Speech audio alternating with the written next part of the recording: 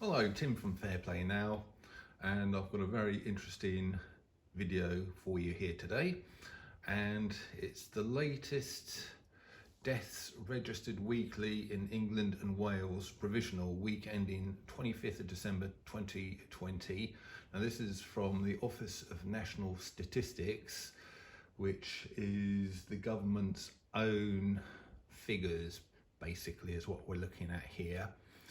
And unfortunately, the graph that I'm about to show you only goes to the 25th of December, but it shows virtually the whole year, 51 weeks of it.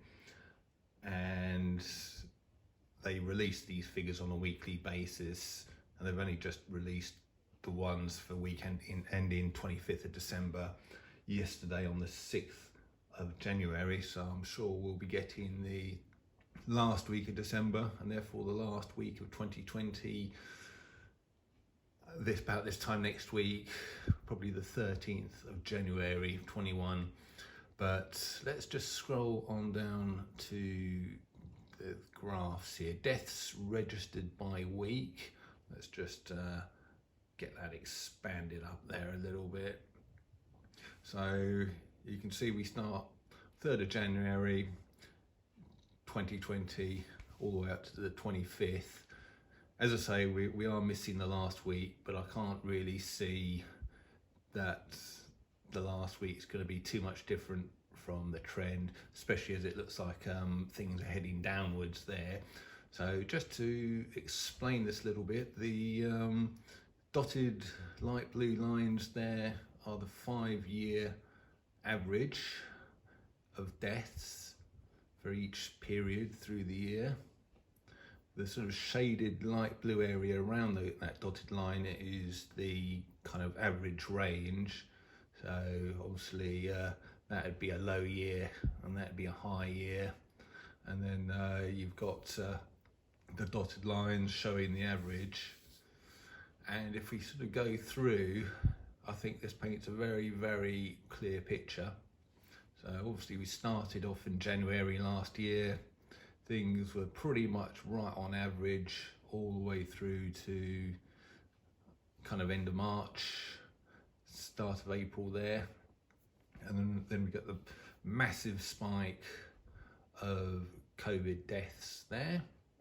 Now, that's the one we all know about and nobody's disputing, or hardly anyone's disputing. There was something going on there around April, we know that. That's why the first lockdown happened.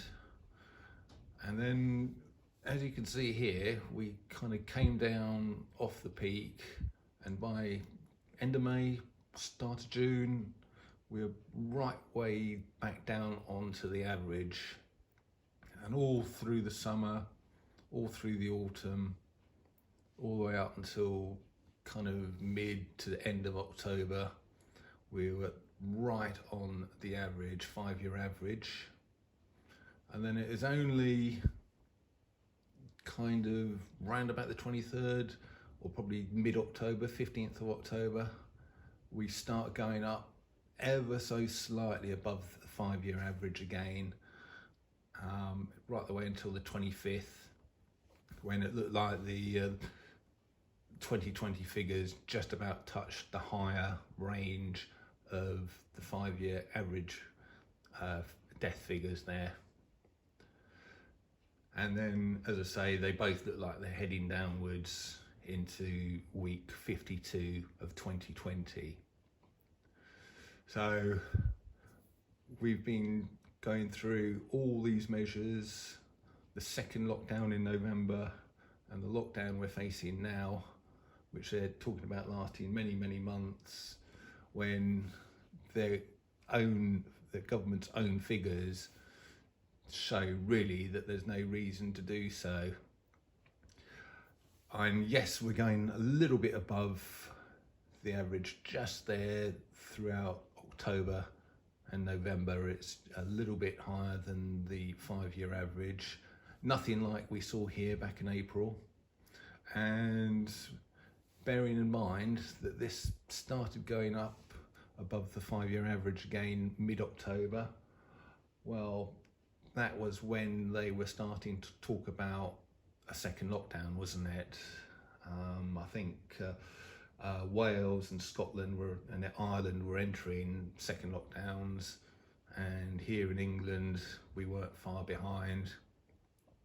And who knows? I'd conjecture here that this rise above the 5-year average could be just as likely down to suicides, lockdown suicides, and down to the fact that people aren't getting diagnosed for other ailments early enough, thanks to the COVID lockdowns, and thanks to the fact that perhaps they're too worried about going to hospitals and to their doctors to get sort of worrying symptoms checked out.